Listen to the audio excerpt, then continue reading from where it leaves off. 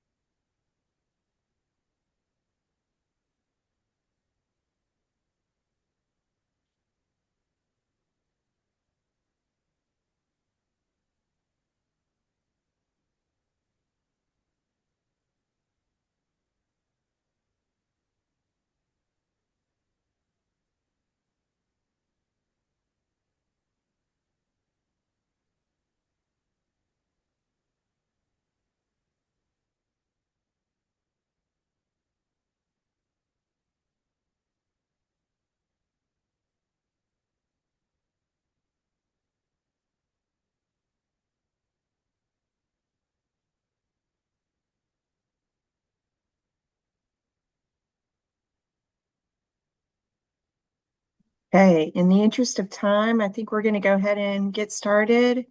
Welcome to the BRESE Collaborative working group. Today, we're going to be talking about um, financing and affordability, and we have a great lineup for you today. But I'm Gretchen Gigley. I'm Senior Program Manager with the Southeast Energy Efficiency Alliance. For those of you that aren't familiar with SEIA, we're one of six regional energy efficiency organizations that are focused on promoting energy efficiency as a catalyst for economic growth, workforce development, and energy security. Our work focuses on 12 southeastern states, and we were formed in 2006, so it's our 20th year anniversary here. We're 20 years old. Really grateful to have you on the call today. Before we jump in, I'm going to review some housekeeping items. We have my great colleague and partner in crime here, Samantha Hauk, that's going to be monitoring the chat.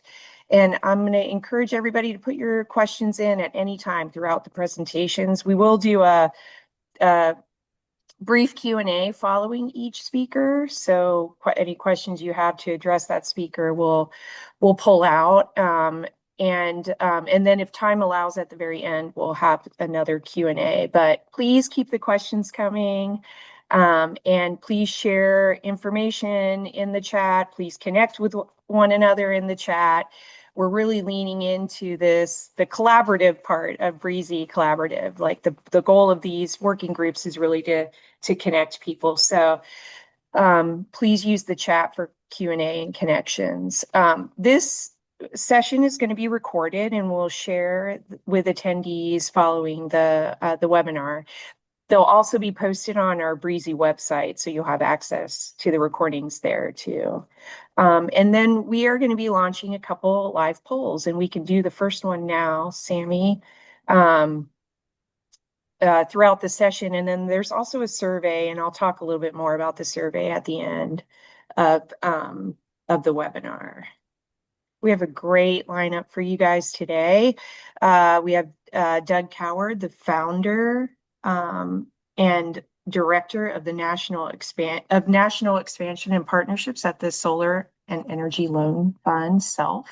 We have Matt Cox with GreenLink Analytics, John Rooney with Self-Help Climate Capital, and Brian Lips with the North Carolina Clean Energy Technology Center. So looking forward to all the information and resources they're going to share today.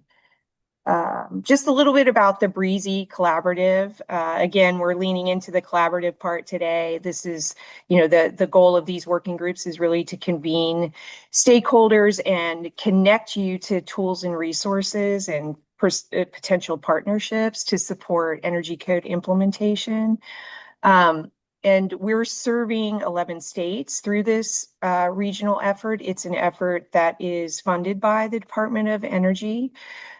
Really with the ultimate goal of modernizing building codes, streamlining compliance, expanding energy jobs, and ultimately, big goal, driving lasting energy savings. So an important initiative, and you all are critical, and this collaboration is critical to moving the needle. So thank you for being here today.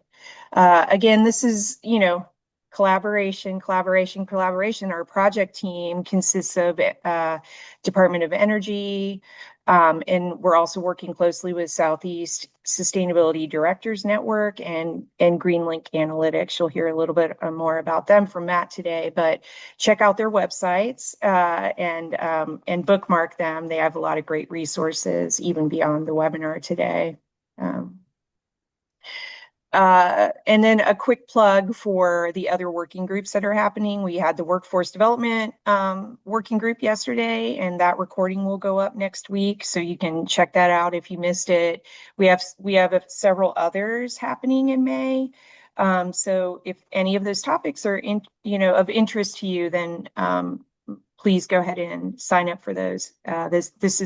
This is the first of many QR codes you're going to see in this presentation, but this will take you to the BRESE website, and we'll share this after as well.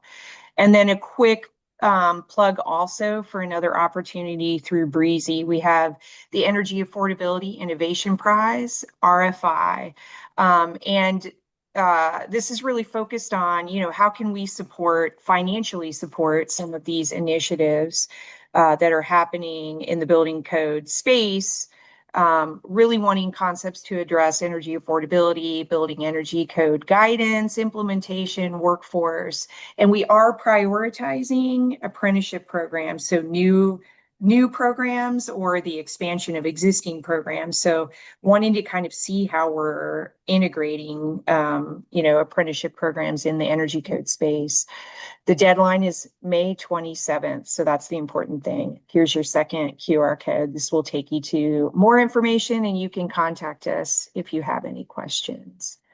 Okay, Sammy, I don't know if we have the poll results here. We wanted to get an idea of where you were geographically located.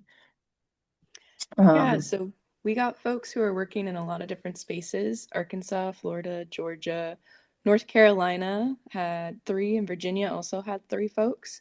South Carolina, Tennessee, Northeast region, and the Midwest. So folks are working in a lot of different spaces. And that's great to see, and thank you for being here. Great, thank you. All right, we're gonna get into, I'm gonna stop sharing, technical difficulties. Okay, we're gonna jump into our content now, and with our first speaker, Doug Coward. He's the founder and director, as I said, of the National Expansion and Partnerships at the Solar Energy Loan Fund, SELF. Doug has more than 3 decades of professional experience in Florida as a planner, clean energy policy expert, small business owner, elected official, and more than 10 years as the executive director of SELF. He's also worked as a planner, a senior environmental planner, an environmental specialist, and clean energy executive, and also community planner of 1,000 Friends of Florida. So a broad and deep wealth of experience and wisdom. I'm going to pass it over to you, Doug, to jump in. Thank you for being here. Yeah, thank you, Gretchen, and thank you to Sia for the invitation. I'm honored to be on this panel, and I'm obviously very interested in this topic, so I appreciate the opportunity. See if I can pull up my PowerPoint real quick.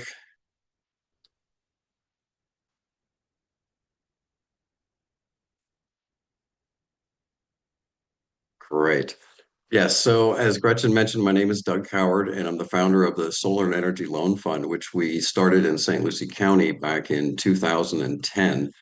and we were fighting off coal plants and all kinds of craziness in Florida, and finally got so frustrated with state government. We essentially created a nonprofit green bank so that we could go around bad policy. So I want to start by giving a shout out to DOE, which gave us a grant through the ARA program back in 2009 to basically pilot this program in one county in Florida. And I'm pleased to say that we have since expanded from one county in Florida to now operating in 17 states. So I think we've leveraged that initial DOE grant 22 to 1. So thank you, DOE, for helping us get started on this initiative. I do also want to give a shout out to Dwan Andrade, who is both my wife and the smartest person I've ever worked with in my life. She is our CEO and previously worked as our CFO, and I would describe her as the lodestar of the organization. So I would just want to give a recognition for the great work that she's done for the Solar and Energy Loan Fund. For those who are not familiar with SELF, our mission is really rooted in what I would describe as green financial inclusion. We're trying to help underserved communities rebuild by gaining access to low-cost financing so they can overcome the high upfront costs of making investments in energy efficiency, storm resilience, renewables, and other types of sustainable building practices. Really, our secret sauce is our underwriting methodology. I would note that nearly half of Americans were denied loans last year, and I think nearly 40% lack savings of $400. So as we are talking about trying to promote clean energy for all or sustainability for all, we've got to be very conscious of the fact that nearly half of Americans don't have savings and cannot access traditional credit score-based financing. So what Dwan was most instrumental in doing for the organization was really using the Green Bank model of evaluating our loans based on ability to pay, not credit scores. And this has enabled us to really further penetrate low and moderate income communities and help them gain access to low cost financing so they can take advantage of these proven technologies. We started with our flagship program, what we call our Green Home Loan, which is an unsecured loan. But we've also been not only evolving the types of products that we finance, but we've also been evolving the types of lending programs. We're learning as we go. So, for example, home ownership in many of the target areas we're working in was quite low. And we realized that our green home loans for homeowners were not able to assist those people. So we worked with the Atlanta Housing Authority, developed a pilot program to create new loans for landlords. And then, of course, we're not only going through a climate crisis, we're also going through an affordable housing crisis. And so Dwan also developed what she calls our SAGE program, which is providing pre-development and gap funding for small affordable housing developers. And we've seen that program over the last year and a half really take off, and we've got a pretty significant pipeline throughout Florida and beyond. And this is an image just to try and capture the types of projects that we finance. We started, as I noted, with a DOE grant that was really focused on energy efficiency. We evolved into renewables, and we then added storm resilience. We've seen quite a lot of issues with water quality problems in the state. So we developed a special program to work with local governments on septic to sewer conversions. We've also had about a quarter of our clients, I think around 23%, are people with disabilities. So we were unable to assist them beyond air conditioning and roofs, and decided to go back to our board and actually develop a special program for people with disabilities so that we can not only green up the home, but also assist with mobility and other types of modifications to that home. So I think we're one of the few green banks in America that has actually developed a specific program for people with disabilities. Most of what we're doing, we're working primarily in underserved communities, and the housing stock is older and deteriorating. So much of the work we're doing are basic fundamental repairs to existing affordable housing. We're doing a lot of high efficiency ACs. We're now starting to do more heat pumps. We do a lot of roof repairs because we're in Florida and there's a lot of hurricane activity. We're assisting with impact windows and other resiliency issues as well. This is just some basic information about our green home loans. Probably one of the more important issues is the fact that these are unsecured. I'm an advocate for green financing, but we need to make sure that we're doing it right and safe, and also have adequate consumer protection. So I'm not a big fan of residential PACE because of its connection to the property, and the fact that if somebody defaults on a residential PACE loan, they could potentially lose their home over an air conditioning assessment, which is obviously unacceptable. So what we're providing through our green home loan is basically an unsecured loan, and it's based again on your ability to pay, not on your credit score. And of course, it's not putting your home at risk. And generally, the terms of these loans are 3 to 7 years. A lot of our loans would fall right in the 5 year area. We have interest rates ranging between 5 and 12%, and typically they're hitting the streets around 8 to 9%. And we're seeing the size of the projects. We do between 3 and 25,000, but our typical project is around $15,000 on average. And then this was a little bit of a surprise to me when I created this organization 15 years ago. I was expecting that our primary beneficiaries would be like young professionals, what I would, describe as the Birkenstock crowd. But I was very wrong about that. What we really have found is that the number one group are seniors on fixed incomes. And then our second largest cohort are female heads of household. And then we also help a lot of veterans, disabled homeowners, and of course, people with low or no credit scores. And you may also be interested in where we're raising our loan capital from. I have to also thank the many faith-based organizations that stepped in early before we'd established a track record and it was difficult to raise bank CRA funding and other sources. The faith-based organizations stepped in with patient capital to help us basically establish proof of concept and be able to show that this could be done prudently. And then we've evolved from there to be able to bring on bank CRA investments, EQ2s. We've worked with impact investors. We've worked with foundations on program-related investments. We're also a field partner with Kiva.org, which is a global crowdfunding juggernaut. I had not even heard of Kiva when we started this program, but it's actually one of my favorite programs because it helps people with our lowest credit scores, the riskiest clients, and it also provides our lowest interest rate. So we're able to take that banking model and turn it on its head so that people with the lowest credit scores are not paying the highest interest rates, they're actually paying the lowest interest rates. So we're able to globally crowdfund loans and help people that are in pretty vulnerable situations and be able to offer them really low cost financing. In fact, just quickly, a short story. I was helping an elderly woman in Polk County. And as we're closing the loan, her daughter called me from California and she said, "Are you trying to rip off my mama?" She was convinced that this had to be a scam. And I explained to her that no, we're a 501(c)(3) and we're certified as a CDFI through US Treasury. And this is what we do.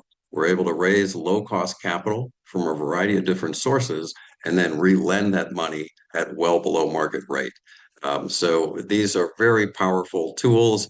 And obviously, the impact investing world is a $1 trillion sector. And I think one of the biggest strengths of our nonprofit lending institution is to be able to tap into these sources and be able to make these resources available to low and moderate income communities. And then historically, we've been able to tap into a variety of government sources. We had gotten the initial DOE grant that I mentioned, and we have also, we're a certified CDFI and have been for more than 10 years.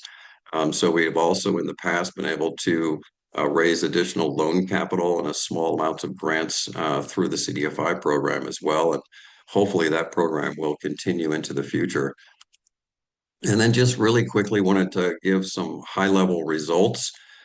Since our inception back in 2010, we've been able to deploy $65 million across 4,400 different projects. And with roughly 3 people per home, we've helped an estimated 13,000 people.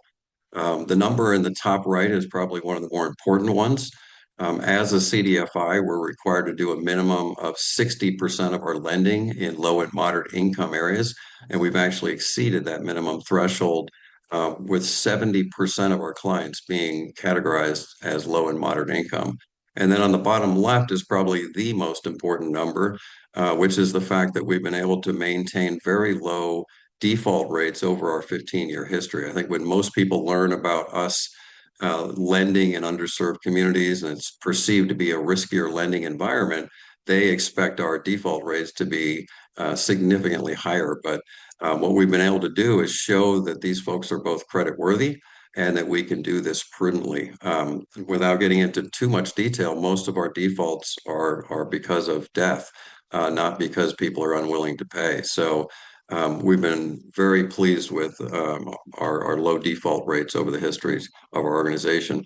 I previously mentioned our primary beneficiaries, and I will just close out by also noting that we work very closely with contractors.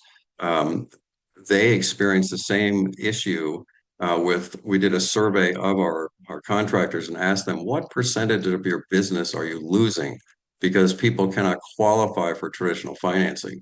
And the answer we got back was between 20 and 40%.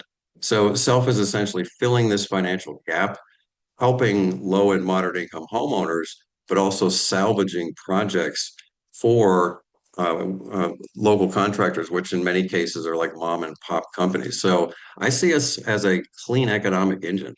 We're, not just assisting 13,000 people, but we've created $65 million of economic development activity for our participating contractors. So lastly, I'll just close that we started this program in Florida.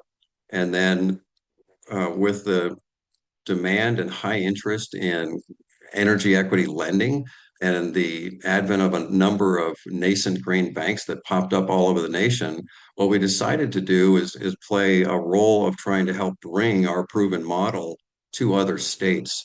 And so we've partnered with 13 different organizations. I believe 11 of those are green banks. One is a CDFI and one is an NGO. And we're essentially franchising the model so that we can bring energy equity lending. Primarily, our focus has been on the South, and our strategy is not to go into states where there are existing programs and compete with good, successful organizations, but rather try and fill the gaps nationally where these programs are not available. So these are the 13 entities that we're currently working with across the country. And then just lastly, close out with some contact information if anybody wants to learn more about the Solar Energy Loan Fund. Encourage you to go on our website, or you can certainly contact me directly. So with that, I'll close. And again, thank you for the opportunity to be here today. Thank you so much, Doug. I'm going to pass it over to Sammy for the Q&A. Okay. Yeah, thank you, Doug. I really appreciate that. I didn't see a lot of questions come up in the chat, but we do have a couple. The first one I'm going to ask is, what does accessibility to these programs look like? How do they overcome the approach to challenges related to that accessibility? And we're thinking about like language barriers, you mentioned seniors, etc. How do you really get them connected to the program? That is a great question because I didn't have enough time to get into too much detail, but we don't just provide financing, we provide what I would describe as a broad array of wraparound services. So, for example, we are pre-screening all the contractors to make sure that they have proper license, proper insurance, good track record.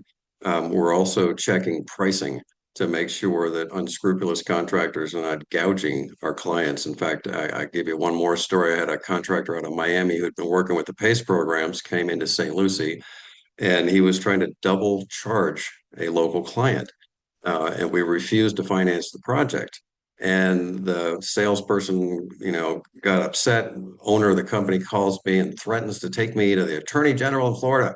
And I'm like laughing. I'm like, sir, I'll go with you. I'll be happy to go with you and share with the Attorney General how you're trying to rip people off.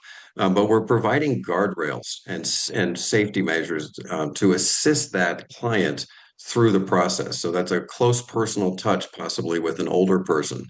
We have staff. I think we've got 6 different languages that our staff can converse with. I think we just had a a Chinese client, and we had a staff member who spoke Mandarin, and we've got someone who speaks Portuguese and Spanish, right? So we do try and help with that as well.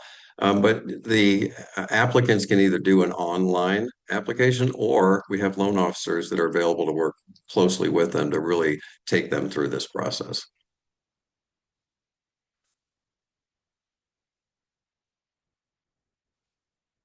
Appreciate it, Doug. And we do have another one. Matt in the chat asked, have you clearly have some strong ethical commitments within this work. How do you think about financial requirements and the LMI space in order to reduce energy costs? I.e., what are your commitments to the residents while still keeping your organization sustainable? Well, I think the residents, I mean, that's paramount. I think we've really tried to hold a high standard from the beginning, and I think of the default rate as a good example of that. We're not pushing loans on people who cannot afford it. That's going to hurt them. It's going to hurt us. And it's also going to prevent us from being able to pay back our 3 dozen investors. And we've never missed a repayment on any of our investments. So, yeah, the integrity of the program is absolutely paramount. And it's one of the reasons why I have such problems with residential PACE, because it's been so abused and it's been used as a tool for economic development at the expense of the client, as opposed to laying out a win-win situation, which we have been able to achieve over our 15 years. We're helping clients, helping create jobs, and also helping the organization expand and sustain itself. So yes, I think integrity is probably the highest thing, most important item for us.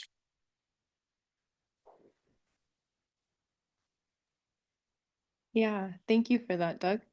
Um, I see another Jelani in the chat.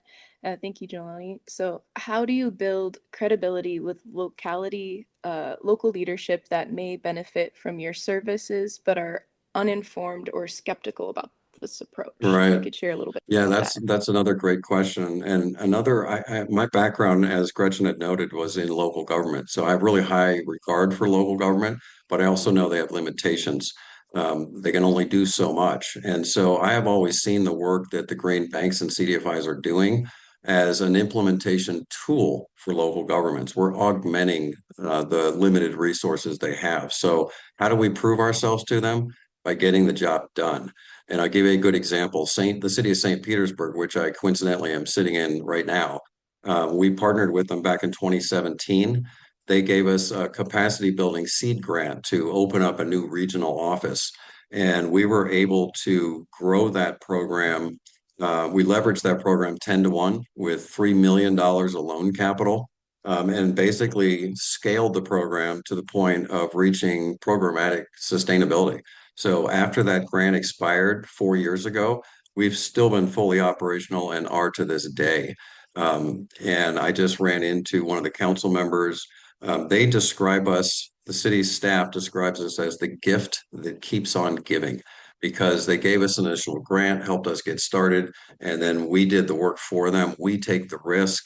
And it's all about performance. We were able to successfully leverage their grant and achieve the goals that we laid out with them. So we've been able to build really robust partnerships with local governments all over the state. In fact, we wouldn't be here today if we had not gotten the initial support from St. Pete, from Hillsborough County, Orlando, Miami, et cetera, because they provided us with really critical support to help us get established in those communities, build relationships with contractors, connect with their local staff, whether it's housing or other divisions, and then provide what I would describe as a broad array of in-kind support, adding us to their website, doing in-bill stuffers and utility bills, but helping get the word out to the community. But the bottom line is that it's based on your track record and the success that brings in more partners. And if there are any Thank you. local governments on this call, we'd love to follow up with you. Yeah. We have one comment in the chat actually from Lori that says, we have Self here in Oregon County, Florida, and have supported getting their office stood up because they help our residents get loans for work that is needed in their homes. Something that the county values, as we cannot fund every program. The team here is phenomenal, and we have cases of the gratitude of residents that have benefited. So thank you for Wow. sharing that, Lori. Yeah, thank you, Lori. In Orange County and Orlando, I only mentioned Orlando and I apologize. I should have mentioned both Orange County and Orlando because they've both been some of our earliest partners. And we're continuing our green home loans there, but we're also starting to do some new affordable housing projects through our SAGE program in Orlando and Orange County and Apopka. So the Central Florida area has been very supportive and we thank them for that. Awesome. Thank you so much, Doug. Everyone, that's all we have time for questions for Doug right now. If you have more, please put them in the chat and I'm going to be tracking them all and we'll get you answers later on. Okay. So please Thank you. keep sharing and pass it back to you, Gretchen. Thank you. Thanks so much, Doug. I really appreciate you spending your time and expertise with us today. So I really appreciate it. My pleasure. Thank you. Yeah, thanks. Our next speaker is Matt Cox, Dr. Matt Cox. He holds a PhD in climate and energy policy from Georgia Tech, and is the founder of GreenLink Analytics, where he leads strategic vision, research methodology, and policy modeling. Under Matt's leadership, GreenLink has supported more than 200 cities in developing strategies projected to avoid 9.7 billion metric tons of CO2, prevent 32,000 premature deaths from air pollution, and save over $1.2 trillion. So lots of high level of impact there. Happy to have Matt here. Thanks so much. Pass it over to you, Matt. All right, good morning. Hope everybody can see the deck. Perfect. Okay, so just a second on GreenLink. We are a clean energy and equity research organization. We do our stuff at the state and local level across the US. We try to advance the clean energy transition as fast and fair as possible. And so we've had the opportunity over the last 12 years to get to work very closely with over 200 cities across the United States, providing them with key data, policy analysis, and in many cases, multi-year engagements to start with community engagement and carry things all the way through the final delivery of plans and policies. I am Matt Cox, so as mentioned, I'm CEO and founder. I've been here for the whole run, like my title would suggest. Sounds like Doug is pretty much in the same boat as far as that's concerned. Prior to that, I was the City of Atlanta's first energy manager and helped move the city from unranked for energy policy when I started to fourth nationally by the time I stepped out of that role. And have gotten to work and scale a lot of the technologies and approaches that we use now to try to help governments, community-based organizations, corporate leaders, and utilities shift towards more and better clean energy approaches. Gretchen just mentioned a lot of our impacts, so I won't spend a ton of time on this slide. I will jump more into the energy affordability place. So one of the things that we maintain is GEM, our GreenLink Equity Map platform. So I pulled our data from that to see what percent of households were lacking affordable energy across the country, and then threw it into this map. So you can see from this, so affordable energy is considered a situation where a household is spending less than 6% of their income on their energy bills. And when we take a look across the country to see where that's, where it's not affordable, and we can see that this is an issue that kind of crosses party lines. It's pretty widespread. When we take a look at who has the worst affordability challenge, we'd be saying Mississippi. where you have essentially half of the households paying more than 6% of their income towards their energy bills. Utah has the least in that regard, so down at 18%. So this does become something that you can see is nationally distributed. It goes across political divides, although you can also see things get a little darker there in the Southeast. We have more of this concentrated in that area. Today, there's 45 million households that are struggling with energy affordability, which is slightly over a third of the population. And then in our projections of where things are going in the next 5 years, we anticipate that number will grow by at least 2 million. I ran that number before some of the geopolitical things started to occur this year. So I think we could say that's probably a conservative estimate at this point. Looking specifically at the states that are a part of BRESE, so this kind of Southeast snapshot, I kept the map from the prior slide kind of up here in the top right, so you can still have that as a point of reference. But then also took our data down to say how many households in each of these states are in a situation where their energy is not currently affordable. And did that on purpose because oftentimes when people are trying to figure out what needs to be done, you're trying to stand up a policy or a program, the normalized percentage is a lot less informative than the actual number of households you need to serve. So if we were trying to figure out like what's the scale of the resource that's needed, how many people need assistance, actually knowing that number is a lot more important than knowing, it's 35%. So looking at the map based on the number of households that have unaffordable energy, Florida has the most acute challenge. And that represents actually almost a quarter of the Southeast's entire set of households that are dealing with unaffordable energy bills today.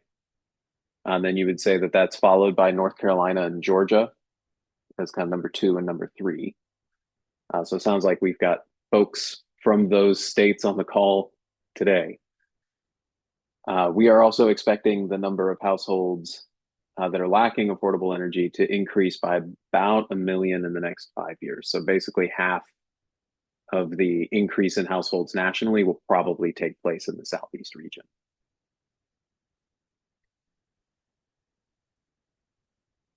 So why does this matter? Poor energy affordability is correlated with poor quality of life. So there you have, and we talk about this often as kind of like the 4 legs of a stool. So I think people often talk about 3 legs on a stool. Well, there's 4 in this one.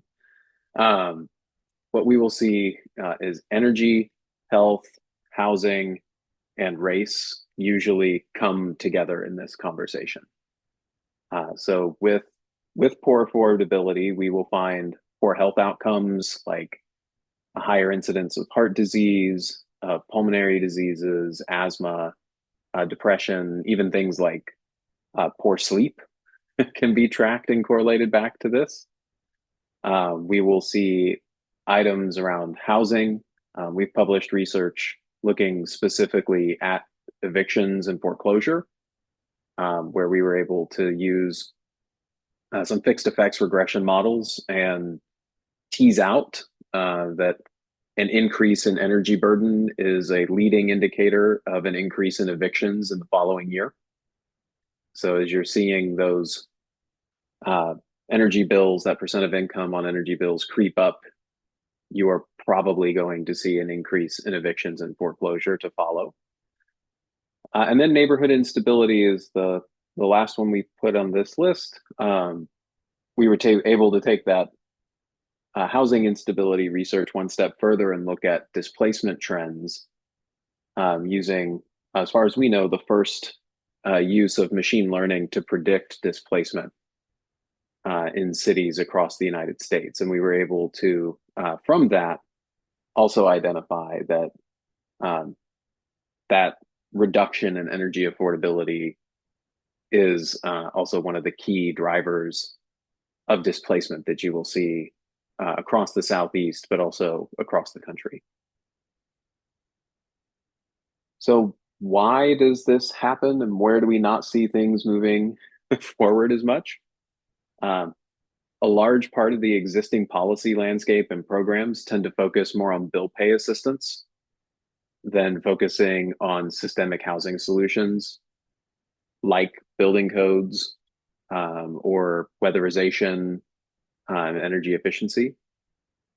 So the long-term fixes that will help keep folks out of an energy affordability challenge often receive a lower proportion of the funding than the direct bill pay assistance that will help this month, but doesn't really necessarily carry on for years.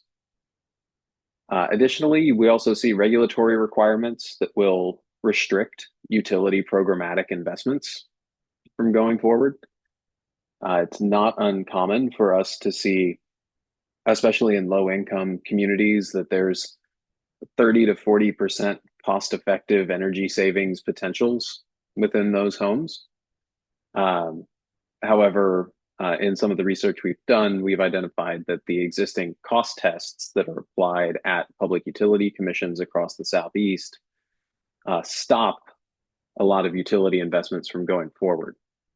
So programs that might have been able to help with those investments will get blocked. And so those households end up going wanting.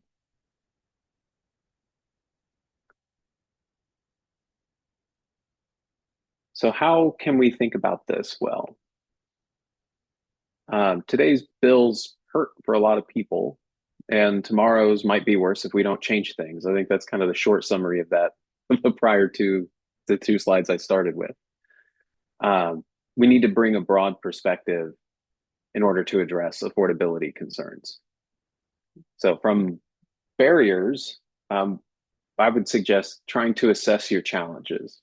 And we've developed this framework that groups barriers into regulatory, information, or financial categories. So on the regulatory side, you might see things like changing the utility cost tests would really help. Improving the building code could really help. For the information side, the most common thing that people are familiar with as far as an information policy that's assisting here is like Energy Star. So building labeling or appliance ratings can be a part of the solution. And then finance-wise, a lot of times people don't have the upfront capital to pay for things, even if they make financial sense from an independent kind of long-run math perspective.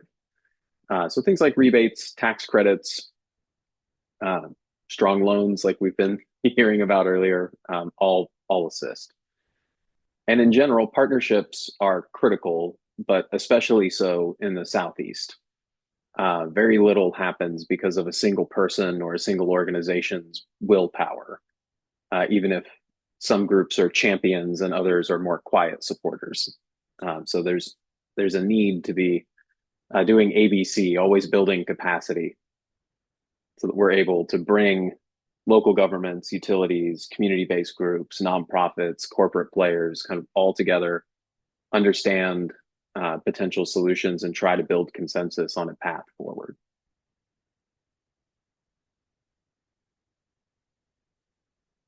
Couple short case studies to maybe make this feel a little nicer here. It's not all doom and gloom. We have some successes. So I pulled a couple that GreenLink had worked very closely on. So one is the Florida Power and Light Solar Together program, which some of you may be familiar with, but we were engaged as expert witnesses in the case that led to the creation of this program. So worked at the Florida Public Service Commission with a handful of other advocates and put forward recommendations where we were ultimately successful in getting FP&L approval to go ahead and build 74.8 megawatt utility scale solar installations. And it was very specifically at that level. Anything over 75 megawatts has to go through heightened regulatory scrutiny. So 74.8, you were in the clear. But in exchange for those developments being approved, there was a carve out for the LMI communities. And so Florida, especially at that time, had very few energy efficiency programs underway. FP&L agreed to provide 10,000 energy audits and to create 10,000 spaces for low-income participants to participate in the community solar offering that this program puts forward. And the low-income carve-out within that program ensures that it's a net cash flow positive scenario for the low-income participants from day one. So the middle income, upper income folks are expected to see a return on investment from participating in this program, but it's usually around like year 6 or 7 where it turns into a cash flow positive situation for them. The low income folks can sign in and benefit immediately. That started a run. So Duke Energy saw this in Florida, and once we got the finer points ironed out with the Public Service Commission, Duke essentially just copy pasted it over into their service territory as well. And what we've seen is now Florida has the 4th largest community solar programs in the United States. And it is the largest community solar program offering that is in a state that does not have a renewable portfolio standard. So essentially, it does not have a mandate driving that forward. Another case study here is Weatherize ATL. So GreenLink was one of the core implementation partners in designing and delivering this program in Atlanta. There was a federal grant that the city was able to get, built off of work that we had done with the Clean Energy Advisory Board in prior years, but estimating essentially once we got to the end of designing Atlanta's 100% clean energy plan, how much is it going to cost if we wanted energy to be affordable in every neighborhood across the city? And our estimates came back as hundreds of millions of dollars. There was a lot of work that needed to be done. And so the city went to work trying to get funding to stand up a pilot to start funding this work to go forward. They succeeded in landing a federal grant from the ARPA program, which created an initial pot that this program was ultimately run from. So with a few $1 million, we were able to do a pretty strong community engagement process, engaged several thousand residents across the city, made them aware of what we were doing, ultimately ended up providing weatherization and energy efficiency for 160 low-income households, predominantly Black, elderly, empty nesters in the Atlanta area. So also sounds like one of the common demographics that Doug is working with on a fixed income. And that has now led to further efforts that the city is undertaking to try to address the affordability issues today.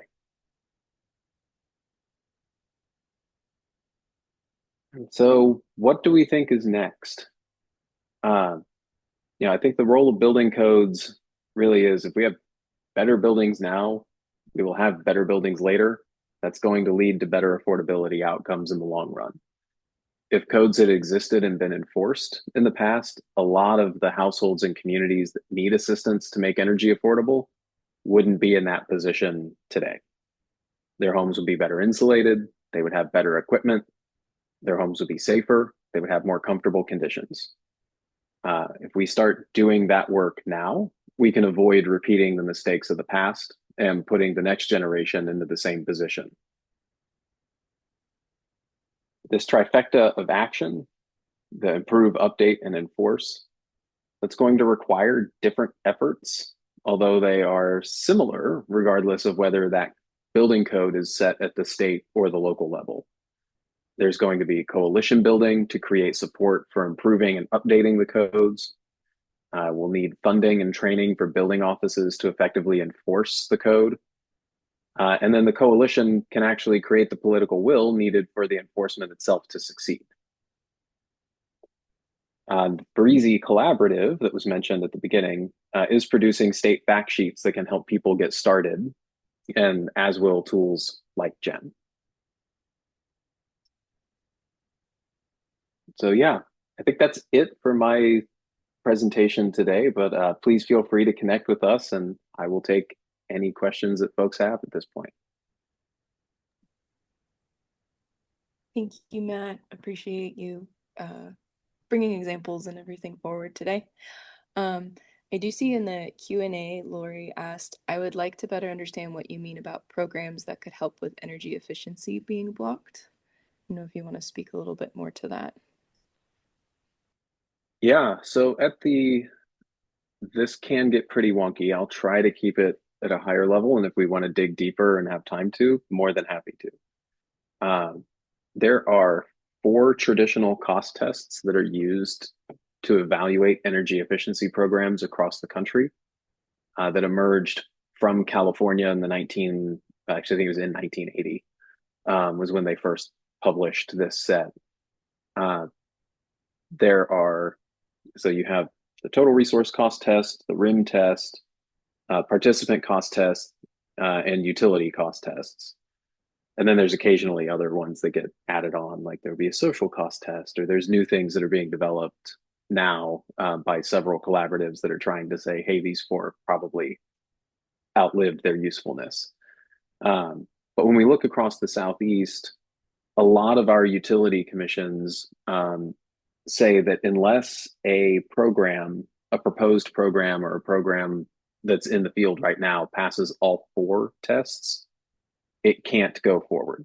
You're not allowed to bring that. And the most restricted of those is the RIM test, the rate impact measure test, which for pretty much anything a utility may want to do, you're going to have an impact that will fail the RIM test from the efficiency side. There's very few program designs that can pass that. Really, behavioral programs are about the only things that can. So we've had success doing things around like data access and benchmarking programs at the commission level where that's been able to go forward. But if we wanted to run an incentive program or a direct install where the utility was paying for upgrades to happen in people's homes, these will pass total resource cost because they're generally cost effective. They can be cost effective from the utility standpoint and the participant standpoint, but they're going to fail on RIM. And so that has been historically a major barrier towards making any sorts of efficiency programs move forward. So we will often see situations where if we can get the utility to want something to move forward and we can help commission staff understand why this is a path forward, you may get specific exemptions for those. For some of those programs, commissioners usually have the authority to vote to go around the rules that are in front of them. So if there's a strong enough coalition that's asking for it, you can see that come through. Or these can be stood up as pilot programs that kind of continue. So maybe they're not held to the same level of scrutiny as the fully certified programs are. That is how we got low-income energy efficiency programs started in Georgia back in 2016. There had not been any. We got a pilot started that Georgia Power and the commission staff supported. And then that pilot doubled in the 2019 case and doubled again in the 2022 case and is now actually the biggest chunk of the residential funding that is provided through Georgia Power's integrated resource plan. But it has been kind of a long process to try to work around those tests. I think at a higher level, you start to get to questions on should we just change the rules and say, you only need to pass 2 of these tests, or maybe we have a different test in mind. And that's kind of what you see moving in several states across the country, um, or just kind of a relaxing. I think in Virginia, when we got Virginia to really start their efforts in 2018, 2019, that was, instead of having to pass all four, you only needed to pass two. That was kind of the change in the language that allowed a whole lot more activity to get underway.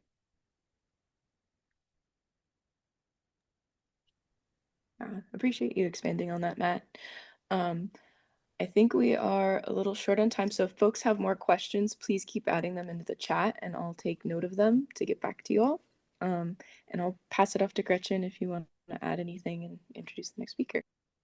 Great, thanks, Sammy. And thanks so much, Matt. I'm grateful to be collaborating with GreenLink on BRESE. I did want to let folks know that GreenLink will be presenting, doing a demo of the GEM tool that Matt mentioned at a working group next week on May 19th at 1 p.m. So if you want to get a closer look at how they've pulled the data, and I think it's one thing I really love about GreenLink is the work is so data driven, and the overlays they show with the kind of ripple effect of impact is profound and kind of helps those of us working in this field make the case for how to move the needle. So if you want to learn more about their GEM tool, join the working group, the Energy Resiliency Working Group on May 19th at 1 o'clock. I really appreciate your presentation, Matt, and the time today. Thank you so much. All right, we're going to move along to our next speaker, John Rooney, Special Projects Manager at Self-Help Climate Capital. John serves as, well, I just said what he serves as. He supports team operations, strategic planning, program management, and project management across a range of initiatives, including the organization's green consumer lending. He brings 7 years of experience wearing multiple hats, as I know a lot of us can relate to that in the nonprofit sector, and is a graduate of Duke's Nicholas School of the Environment. I'll pass it off to you, John. Thanks for being here. Yeah, thank you, Gretchen, for having me, and thanks to everyone who's already spoken. It's just so much great information that's being shared today. Let's see if I can get the presentation up and running. So some of what I've got queued up at the very beginning here has already been touched on, but I think it's worth at least repeating just a little bit just to dig in. So one thing I want to emphasize at the beginning is too many people have been shut out of the financial mainstream. Economic opportunity often begins with access to fair lending, whether you're trying to purchase a home, save up to send a child to college, or save up to open a small business. Requiring those goals requires access to the resources that you need to succeed. And historically, different prejudices, kind of blatant discrimination have kept large swaths of the population from being able to access fair lending that includes people in low-income communities, women, those in rural areas, and communities of color. The good news is that there is a better alternative. You've already heard from Self. Hopefully, it's not too confusing to then also hear from Self-Help, but thankfully, there is an alternative for those low-income individuals and households who have been shut out of the financial mainstream. No access or access to financial resources with predatory terms keeps people trapped. But the good news is CDFIs, credit unions, green banks, community banks can step in here to really protect consumers and then give them access to the resources they need to pursue opportunity. So unlike traditional banks, community-centered lenders focus on and specialize in lending to individuals, organizations, and businesses in underserved communities through things like financial education, business coaching, and loans with fair rates and more flexible terms. One thing that I sometimes like to say, when just add a little bit of color to this, is where traditional lenders might see risk, CDFIs, community banks, green banks see opportunity. So we work to get to a yes to help those who have been traditionally shut out of the financial mainstream access the resources they need to succeed. So at Self-Help, our mission is to create and protect ownership and economic opportunity for everyone, but particularly for those who are people of color, women, residents of rural areas, or live in low wealth communities. We are a family of 4 organizations that includes 2 different credit unions, one that's state chartered, one that's federally chartered, a nonprofit loan fund that we call the Ventures Fund, and then a research and policy group, the Center for Responsible Lending.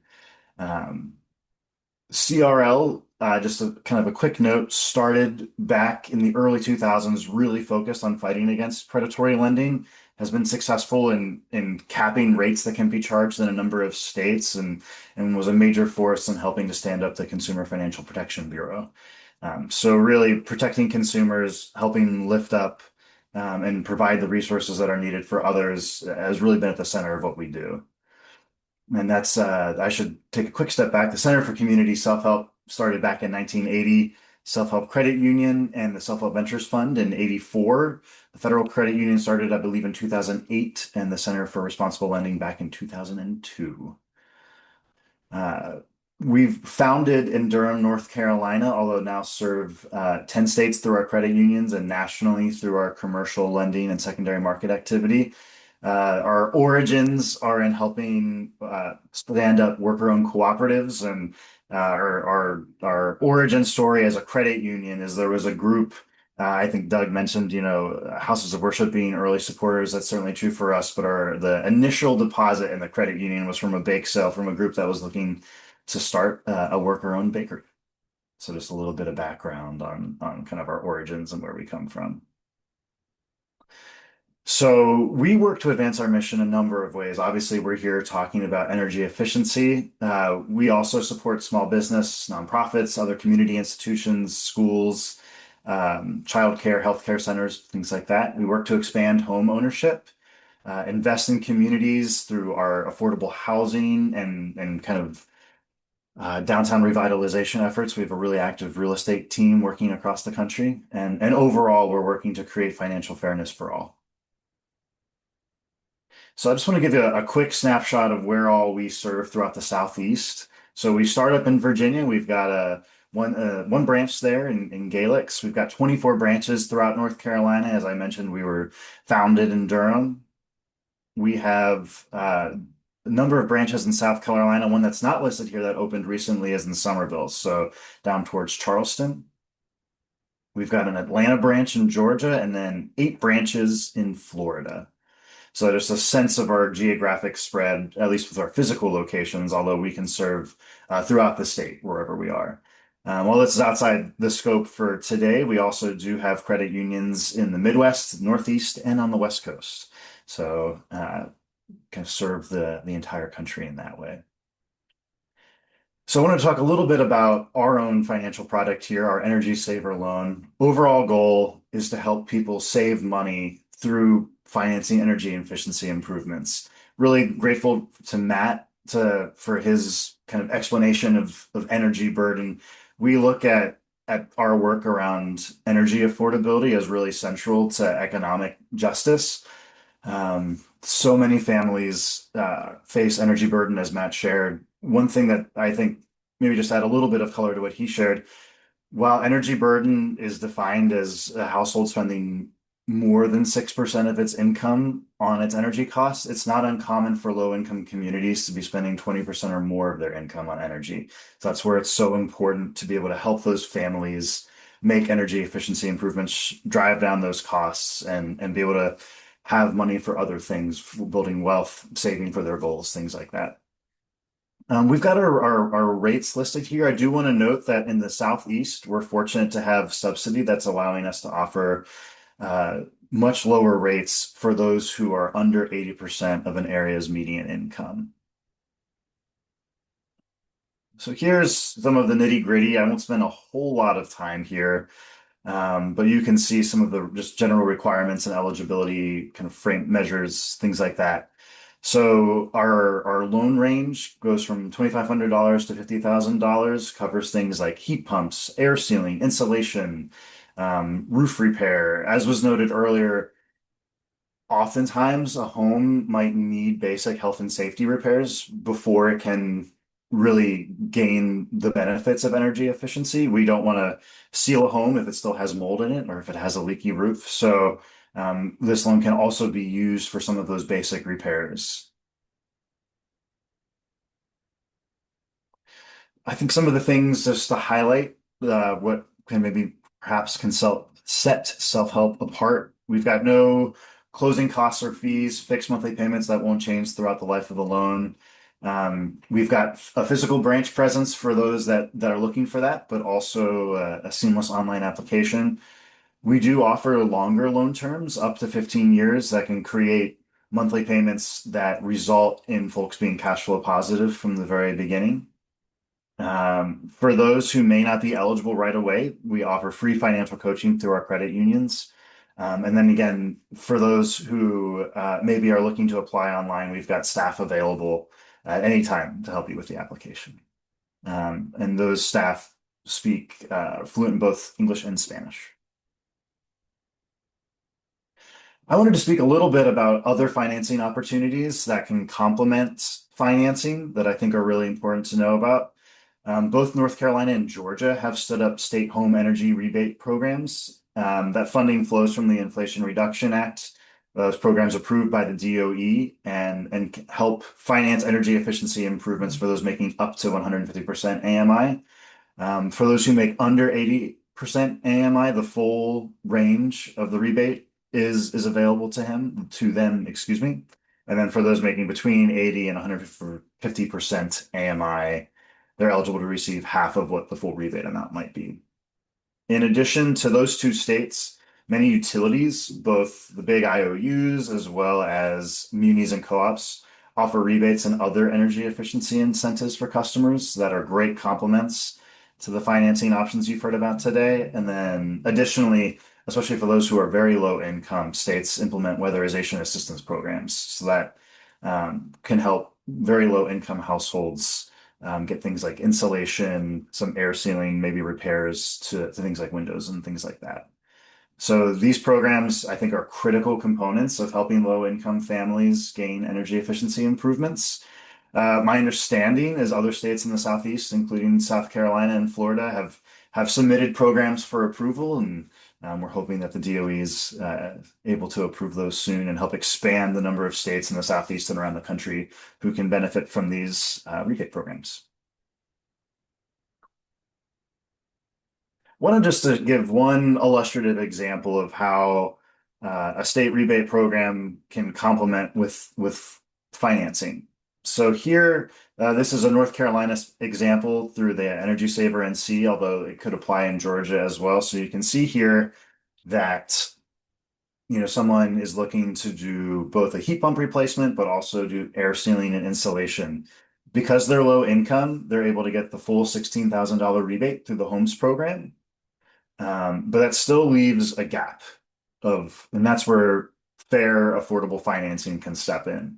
A conventional loan might result in someone having a monthly payment of over $200, but with lower interest rates, longer terms, again, we're able to significantly drop that monthly payment and get it to a place where ideally the borrower is cash flow positive from the very beginning. I do want to mention just briefly that in addition to consumer level lending, we also are engaged in commercial lending. We provide senior debt for commercial projects focused on renewable energy, clean transportation, and building decarbonization.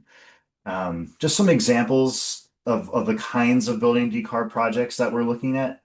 We're looking at helping to decarbonize affordable multifamily housing, schools, both public and private, community centers, nonprofits, and houses of worship, and particularly those that benefit those living in low-income communities. The picture to the right is an affordable housing development in Durham that we helped finance that's up to a very high energy efficiency standard. So those residents who live there see very, very low energy bills.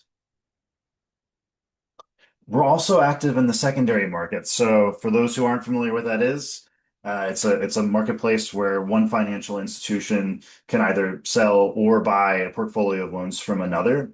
For us, this is a really key way that we advance our mission. We're fortunate to be in a position where we have capital, and in addition to our own lending, we can support other lenders in scaling the green lending that they're doing by purchasing portfolios of their loans, which provides them the ability to deepen, scale up the lending they're doing, often in places where we're unable to serve.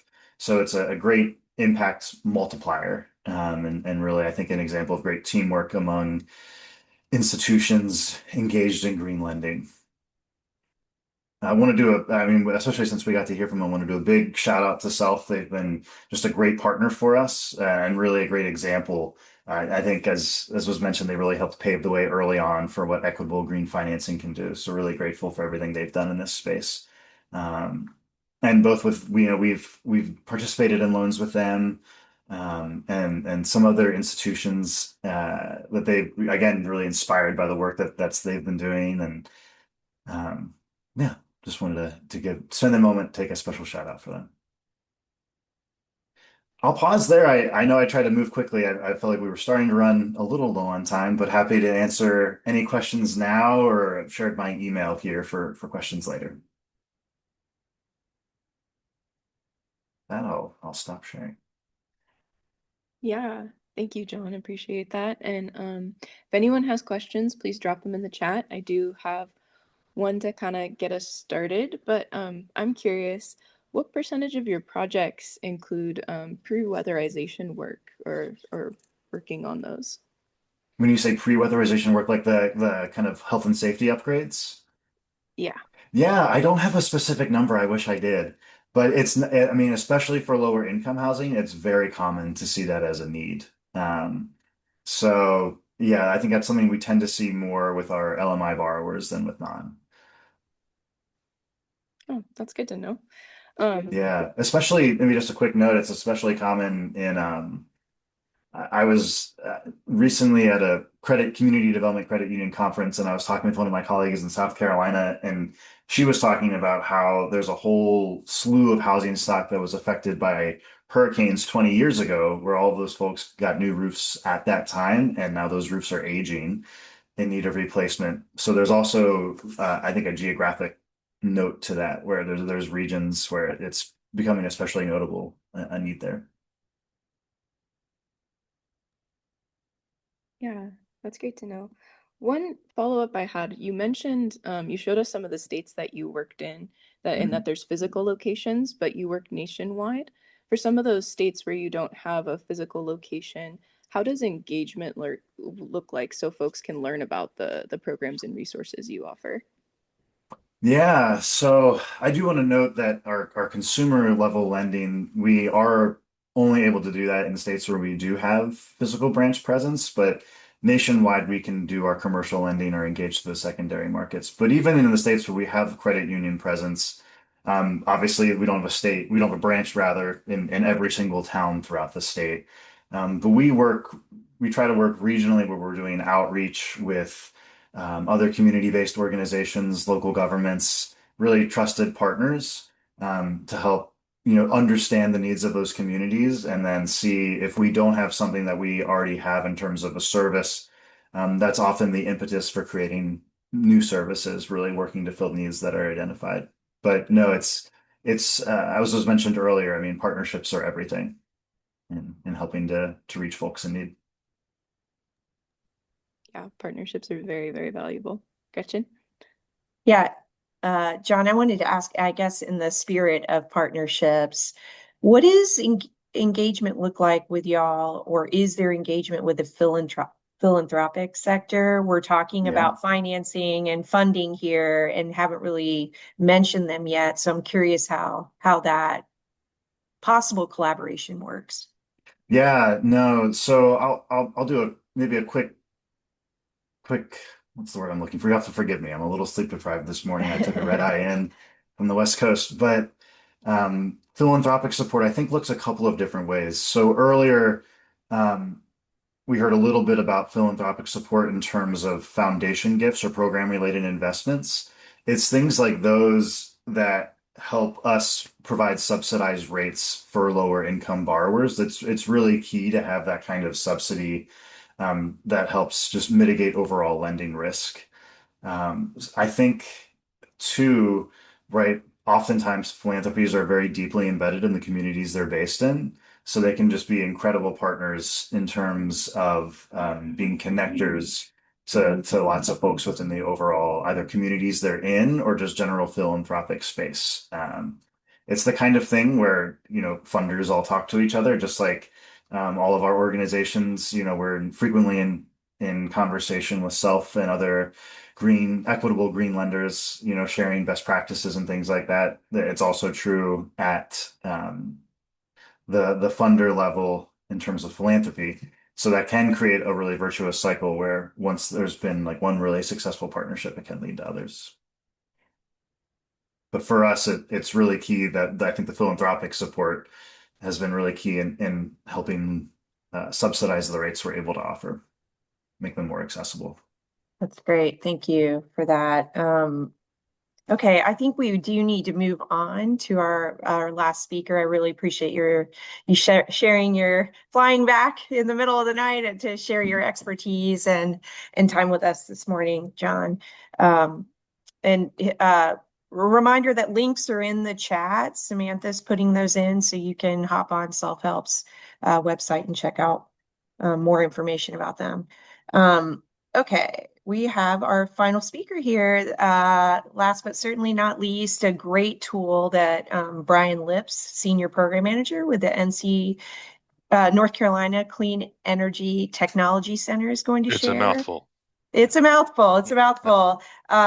He manages the database of state incentives for renewables and efficiency. Another mouthful. Also a But mouthful, yes. the acronym Desire. I'm going to pass it off to you, Brian, to walk us through that tool.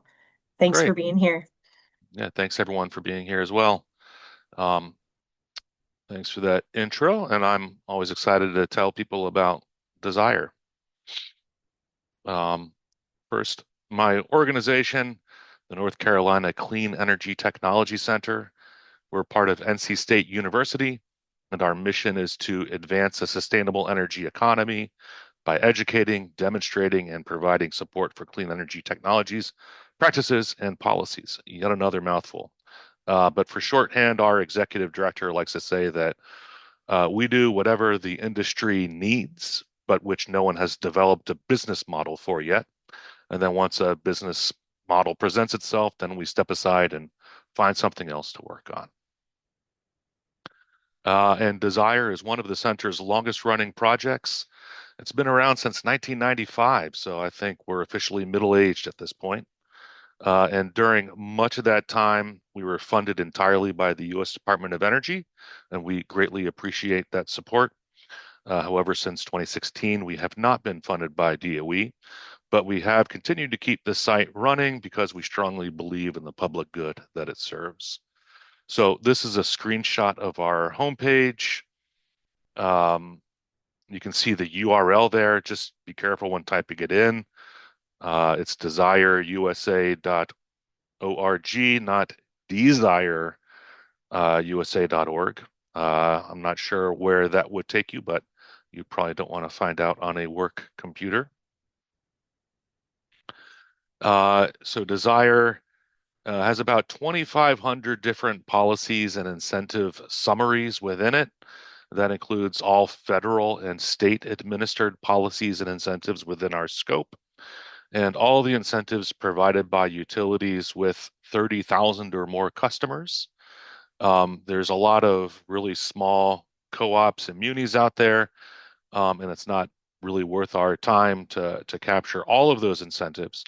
But if you do the math with that 30,000 customer threshold, that means about 90% of the population is served by a utility that fits within our scope. And then we're also not comprehensive in the policies and incentives offered by local governments. That also would be not really worth all of our effort. So we focus on just the top 50 cities and counties by population, and then also some examples of innovative policies and incentives at the local level. There's also a variety of tools on the website, including detailed policy summary maps for some key state policy types. So within our scope are a variety of incentives, including a variety of tax incentives, feed-in tariffs, grant programs, loan programs, PACE financing programs, property tax incentives, rebate programs, sales tax incentives, basically everything except for one-time grant opportunities. Those can be kind of hard to chase down, and if it's just for a fleeting moment, again, not quite worth our effort. And then policy types, we draw a distinction between incentive types, which provide money, and policy types, which kind of set the policy framework or set rules and regulations for how to use these technologies. And so you can see the variety of policy types we include there as well. Once upon a time, Desire stood for a database of state incentives for renewable energy. In 2005 or 2006, we added efficiency to the scope, and luckily weren't required to change the acronym itself, just what it means. And then in more recent years, we added energy storage to the database. And then later after that, electric vehicles, including vehicles themselves and the charging infrastructure. And each of those broad categories has a series of kind of sub-technologies within it. So if you go to the Desire website, this is our homepage. You have kind of two primary routes to navigate to the incentives you're looking for. First, you can enter your zip code into that search box. All of our incentives are associated with a series of zip codes, or you can just click on your state, and then you'll be navigated to this programs page, which lists all the relevant programs that match your criteria so far, and they default to being organized or sorted according to the date that we last updated them. But then you can change that sorting if you like. And then if you want to drill down further, you can click that blue apply filter button. So you can apply filter to see just rebate programs if you like, or just rebate programs for new windows. And there's a variety of other criteria by which you can apply filters to really narrow that scope to find exactly what you're looking for. If you click on any one of those incentive programs or policy programs, you'll be taken to a summary page that provides both quantitative and qualitative summary information about that. This is a screenshot of North Carolina's net metering rules. You can always see at towards the very top there the date that we last updated it.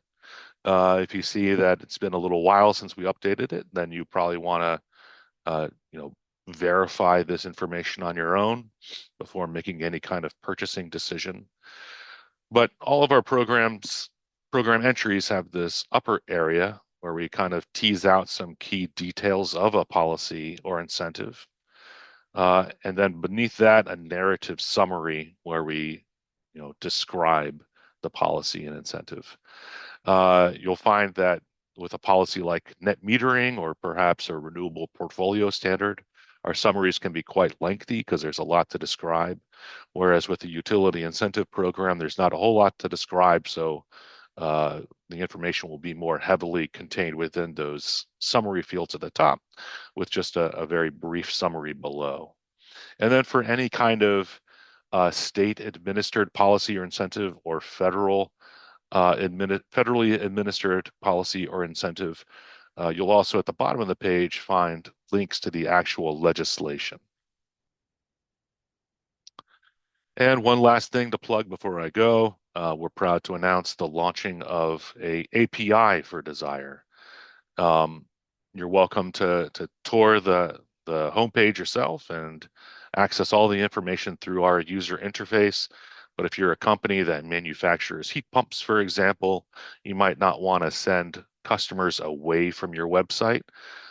So we offer this option where you can access the database itself, get results in JSON format, and present those results right there on your website. So for example, if you're a heat pump company, you can have a little prompt on your website saying, see if there are rebates in your area, and users can type in their zip code, and then right there on their website, you can display content from Desire about those incentives. I'll stop sharing my screen now. And thank you. Yeah, thank you, Brian. For folks, if you have questions, add them in the chat. I do have a couple that came up. One of them is how do you keep the site up to date, and how often do you update? That's a good question. It's with 2,500 different policies and incentives, that's a challenge. And I should clarify that, Duke Energy here in North Carolina, they have a incentive program for uh, residential customers and one for commercial customers. Each one of those programs has, dozens of rebates within it. So the amount of data is way more than just 2,500. So it is a lot to keep up with. Um, we're updating everything. We're updating something in Desire constantly. So every day we're probably updating a few programs, but not every program. We're kind of get to them all on a rolling basis. We are situated within NC State University, so we do have access to student workers who aren't free, but cheaper than other professionals. So we usually have one or two student interns chipping away at this as well.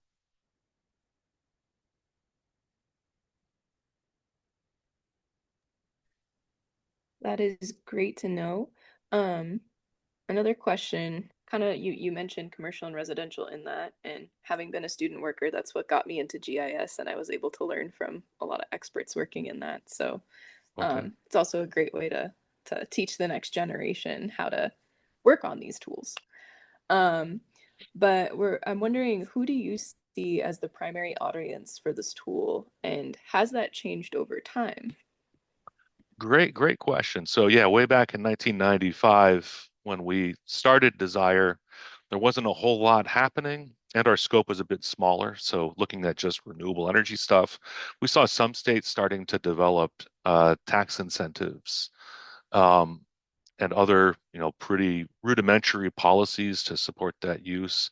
And so we launched the tool to be a tool for policymakers to look at what other states were doing, and kind of learn from each other and try to propagate these new policies and incentives. Over time, it has morphed into more of a consumer tool, especially when we expanded the scope to energy efficiency and kind of blew up the whole content of the database. So currently, I think about 80% of our users are homeowners that are looking for incentives for things they want to purchase for their home. Another roughly 10% are business owners that are also looking for incentives for purchases. And then the rest is a mishmash of retailers, manufacturers, researchers, and policymakers. But we still try to be everything to everyone, and we greatly value the policymakers that use the tool, and so want to continue to be a venue for them to look and compare what other states are doing. Yeah, that's great to hear. I appreciate hearing the wealth of knowledge, because like local businesses and retail definitely need tools like this just as much as policymakers to understand changes coming. Yeah. Thank you so much, Brian. I am going to hand it over to Gretchen because I know we're close to time. Thanks so much, Brian. I love this tool. I think it's comprehensive. It's the go-to spot. I've been using it for years, so I encourage folks to hop on the tool when you're wondering. It's the starting point for looking for opportunities for incentives and rebates.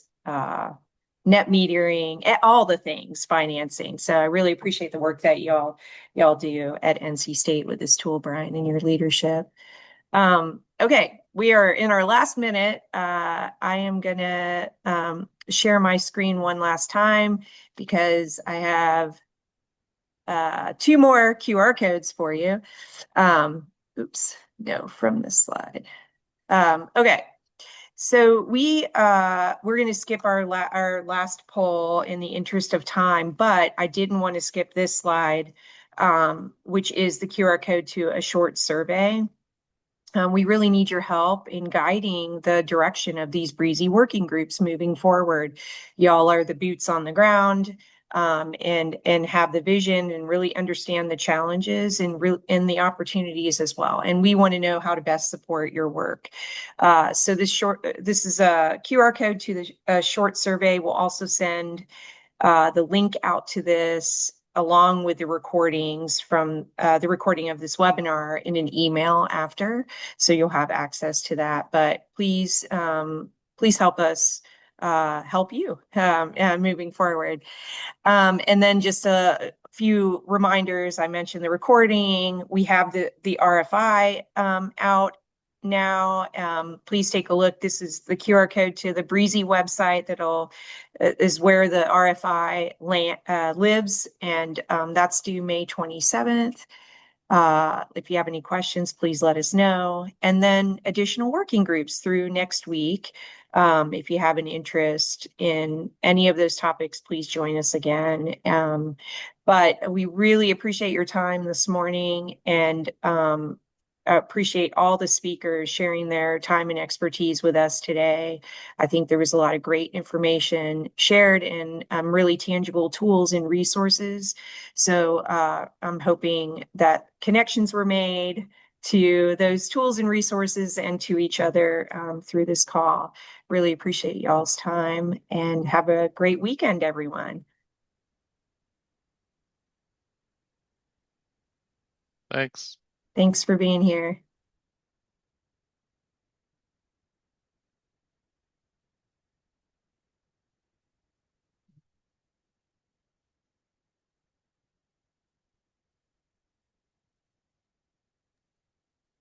Hello. It's just the three of us.